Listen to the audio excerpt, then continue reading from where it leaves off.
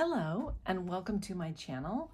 I'm Joni, and today I'm going to be showing you what I created in July and also some of the materials that I used. Mostly I'm going to share the watercolor supplies that I used, and I also used a lot of colored pencils, and that's basically all I used in July. I didn't experiment with acrylics or acrylic ink or anything like that. So let's jump in. If you are subscribed to my channel and you've seen my other videos, my monthly recaps, you'll know that for the year I've been primarily focused on sketchbook work. And I switched that up in July. I actually did just 3 pieces in my sketchbook, and then the rest I focused on my little mini paintings. They're called ACEOs. I opened up a shop on eBay.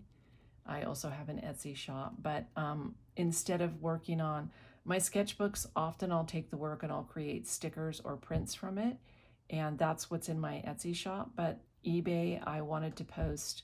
I made a lot of originals of these little ACEOs and posted them on eBay. So, but I did work in this sketchbook. This is the Stillman & Birn Zeta series sketchbook. I'm trying to finish this up. I only have a few pages left, so I just did a couple of one spread basically for July. This was a piece I created to kind of represent the summer feeling of Colorado, the blue skies, the creeks running. We often like to sit by the creek and just look for the little fish that are swimming in the creek, and the wild flowers that really just are growing everywhere here. So this was my little summer in Colorado piece. And then I watched Sheep Detectives with my family, and then I watched it again because I loved it so much. So really, really cute. This was my little ode to Mopple, Lily, and Cloud, some of the sheep that were in the movie. So that's all I did in the Stillman & Birn. And then this is my Cotty Paper sketchbook, something I have not mentioned, I don't believe, in previous videos. I did mention that you can't really use pencil, so that means no colored pencils and kind of no pre-sketching. I do have a heavy hand, so maybe somebody could draw really light, but the pencil catches on the fibers of this paper a lot.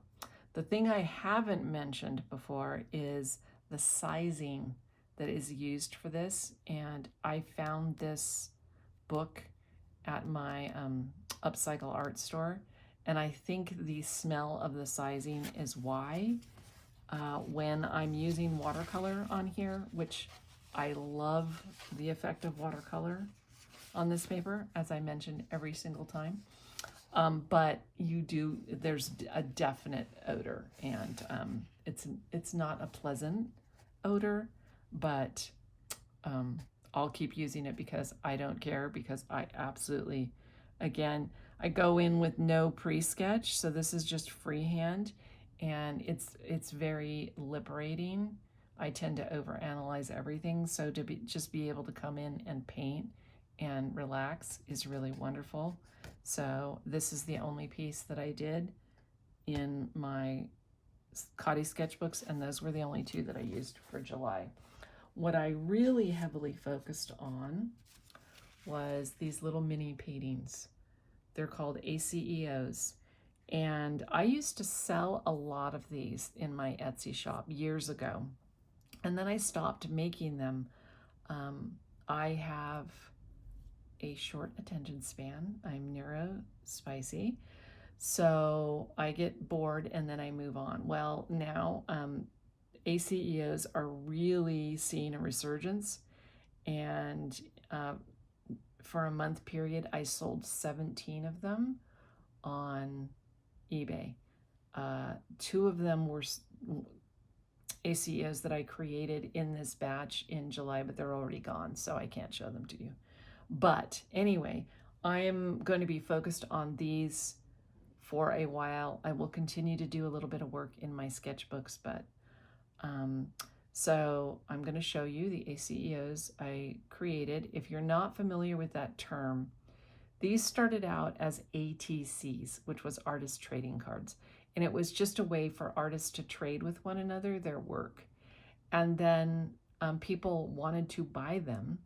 So I think it's called Artist Cards Editions and Originals is what the ACEO. And it's original work and limited edition prints of any original work that you've painted. So I don't do any prints of these. I just do originals, so they're all one of a kind. So this was, it's been like triple digit hot. And I used to live in Santa Cruz, California, which is very misty and the fog always rolls in off the ocean. And I was trying to capture that feeling because sometimes I miss that. And then I found a piece in my old sketchbook from 2019, and there was a little terrarium. And I was like, oh, I want to see how my style has changed and how it's the same. So I created this little terrarium. By the way, all of these are available for purchase in my eBay shop. I love painting cats in all kinds of, not realistically, but folk style, or I call this my medieval cat, but also, will you look at those fish? They're so cute. So I'm going to go over the watercolor that I used, the palettes that I used for this month. So you'll see all the materials that I used. This is the reason I brought that up is I'm noticing that this is the Kuretake Gansai Tombi paints that I bought that are new to me. They've been out for a few years. They were really popular, probably are still popular. And I really enjoyed their natural tone color palette. I got the Art Nouveau, I can never say that. I have trouble with speech because of my, neurospiciness. Anyway, another little piece that's in the folk style. And I don't know if you can really see it on this one in particular, but I've been collecting iridescent paint for years through Daniel Smith and Holbein. I started buying a bunch of handmade iridescent paint and started embellishing my cards with it this month. Really enjoyed it. Like, this is my Kuretake paints. You can tell they're really matte. Really like that. And again, this palette in particular, which I'll show you, is a very grayed down kind of palette, meaning that it's not bright colors. And I did use the iridescent gold on the scales of these fish. And then I used, I think it's called, I'll put these links or at least the names down in the description box. Uili or something like that. It's a shop on Etsy that I buy these really gorgeous paints from. And then with what I love about ACEOs is that whatever I feel like painting, I can paint for that day, and there's probably an audience for it. So if I want to paint foxes, if I want to paint owls, if I want to paint folk art, cats, botanicals, whatever, I can go ahead and do it and, do a couple. I usually do a couple. And then it's like, oh, great. Now I'm ready to do something else. This is a great outlet for that. So here's one of my little weirdo cats. This was definitely the Kuretake paint. I can tell by how matte it is. And it's really easy to get this blended effect with them. And then their black is a really nice matte, solid black. So I really like it. This was using the iridescent paints again. I'll show you the iridescent palettes that I used. So I did a couple butterflies because I wanted to do the iridescence. Baba Yaga's hut is a favorite subject of mine. I paint it in all sizes everywhere, like with all mediums, because I delight in this particular fairy tale. And so I did the little glowing skulls with a little gold around it. I used a lot of colored pencil. Watercolor and the Kuretake paints are considered watercolors. They're sort of a mix between watercolor and gouache, but I used all water media and colored pencil. I did not use any acrylic or pastels or any of the other materials I usually use. Oh, okay, this is my favorite cat. This was definitely Kuretake and colored pencil. And then I did this series of these kind of birds as well. I really enjoyed making these, actually, with some iridescence, another folk style, a lot of colored pencil on this. And then I cut all my own cards. I don't buy the pre-cut cards. So I had some of this deckled rough edge, and I thought it was really pretty with the koi pond. So I did a couple of koi pond. And then another folk bird. I really like this. I think there's like 3 layers of colored pencil in the background of this. Another deckle-edged card. Another fox. Foxes, especially now that we're moving into August, they're one of my favorite autumn subjects, so I'm going to be doing a lot of foxes. And this one's got a touch of iridescence on the tail, the nose, and the ears. And this has several layers of colored pencil in the background and on the bird. And this is how the weather feels here. It feels like we're in the desert. I always love coyotes, doing coyotes too.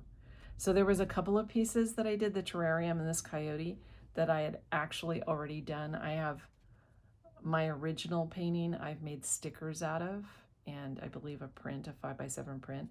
So this was another repaint of a piece that I've already done. And then I just felt like painting. I call these my bumblebees, and I wanted to do their wings in iridescent.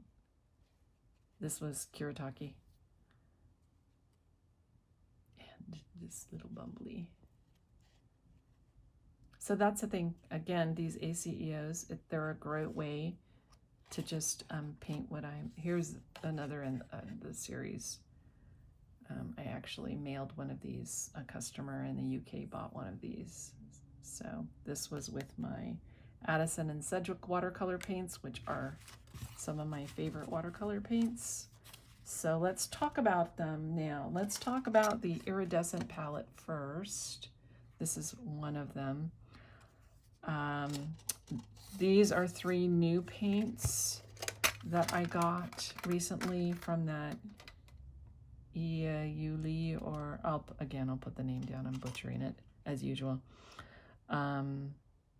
These are quarter pans that you can buy. Some of these paints are more expensive, and so you can buy little smaller containers. These are Holbein paints. Holbein makes silver, a bright silver, I believe, copper, gold, and they're fantastic. They're my favorite gold, except for there's a couple of golds that this artist makes, Julia, in Sweden. I've bought quite a few of her paints, and she makes beautiful metallics. They're really pigmented, and her golds, I use these most often. So here's, and then a couple of these pans were paints where I bought the Pearl X and I made my own watercolor paints. I was experimenting with that for a while. And so those are my iridescents. And then this is one of my mostly handmade watercolor palettes. There are some Turner paints in here because these are a little more opaque than my standard watercolor. So they're in this palette. But our car is a paint maker in India. This is Asaro. I think that might be Italian. This is Poems About You. I buy a lot of their paints, Poems About You. Some KMS. These are all Poems About You. And then these are all Julia's paints. So yeah, that was a favorite palette this month. And then I talk about this, I think, every month. This is my Addison and Sedgwick. I am an avid collector of her paints. Absolutely love them. These are convenience color paints. Absolutely. Meaning I don't have to mix my own colors. So when I'm feeling like I just want to paint, I don't want to worry about palette and mixing colors, I use this. And they're so easy to re-wet. They're so easy to use. And I use these frequently. And she comes out with new colors all the time, so that's fun. I love supporting. She's on Etsy. I'll put her link down below. This was another palette that is kind of like my non-standard palette. This has a lot of kind of the specialty color paints that are, you know, like you can really get an effect with them. So these are White Nights. This is Poems About You. These are Holbein, Van Gogh, Rembrandt. So this is just a mix of like the Poems About You that are like, excuse me, heavily granulating. And then my Rosa colors, my Rosa Gallery I have in here, and some core colors. So this was another palette I used a lot this month. And then this is the Kuretake Art Nouveau. There, I said it. Paints. So these are the ones that are the natural color palette that I used, and they mix really easy. They're very harmonious in a painting. Absolutely love them. Bought some more. Actually, I'm going to be receiving those today. And then as far as the colored pencils, these are my Derwent Lightfast. Used to those a lot. Always use my Luminance, the Caran d'Arche Luminance 6901s. And then the rest, I have these big jugs of mix that are Holbein, Prismacolor Premier. I actually use Prismacolor Premier a lot. Faber-Castell, all the other kind of brands are mixed. And that's what I used for July. That's what I created. Thank you for being here. Really appreciate you subscribing, your likes, and always enjoy your comments. Thanks for joining me today, and I'll see you again soon. Bye for now.